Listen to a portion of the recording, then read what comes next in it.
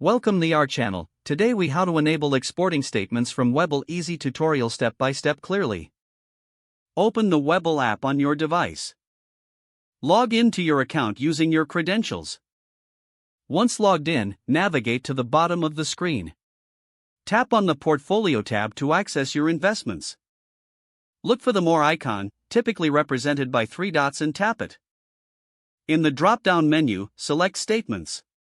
This will take you to a new page displaying various statement options. Choose the type of statement you want to export, such as account statements or trade confirmations. After selecting, locate the Export button, usually found at the top right corner. Tap on the Export button. You will see options for file formats, like PDF or CSV. Select your preferred file format for exporting. Confirm your selection if prompted. The statement will begin downloading to your device. Once the download is complete, you can find it in your device's Downloads folder. Now you have successfully exported your statements from Webull. If the page does not load, refresh the browser or try again in a private or incognito window.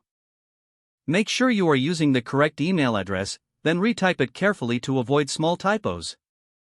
If your password is not accepted, use the reset option and create a new strong password you can remember. Check your spam folder for verification or security emails, then complete any requested confirmation steps. Enable two-factor authentication if available to improve account security and reduce unauthorized access risk.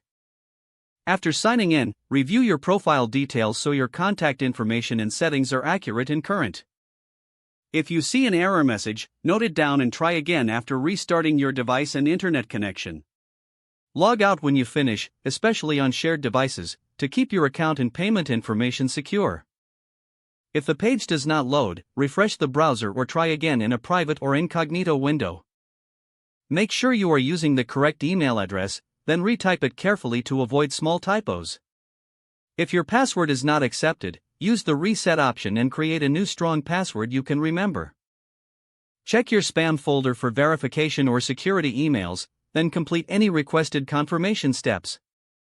Enable two-factor authentication if available to improve account security and reduce unauthorized access risk. Don't forget to like this video and subscribe to our channel for more step-by-step tech guides.